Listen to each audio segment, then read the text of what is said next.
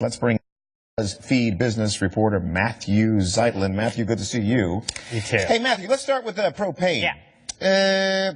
Let's see, propane prices nationwide are up 17% from this time last year. Is this just the weather, or we have some speculators involved here? No, I don't think it's really either of those things. The other important fact is that according to federal data, exports of propane have more than doubled in the last year. Right. Okay, so that means the price is going up because there's more and more, instead of just people in the United States buying propane that comes from the natural gas and propane that comes from the United States. Yeah.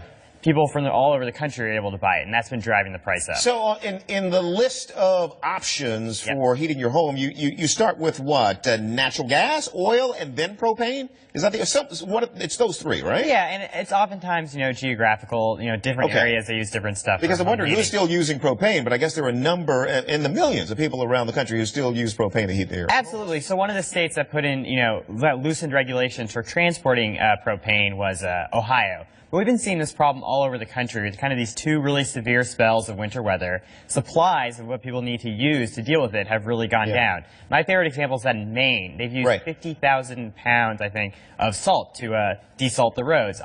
Typically, they use about 34,000. Okay. Matthew, let's talk about Bixby. That's the company that's behind city bikes in Washington and certainly in New York. They're kind of ubiquitous here in New York at this point. What's the problem here? Yeah, so this is a company that was actually started in the city of Montreal to deal with their program, and they've been having financial problems for about the last 2 years. They really they were late in releasing their 2012 financial results, and there's been kind of rumors circulating around them for a while. And on Monday, they finally declared bankruptcy. They were something like $50 million in debt. And one of the reasons was that New York and Chicago were kind of unhappy with the kind of software and service they were getting from them, and they actually withheld about $5 million worth of payments to the company in Montreal.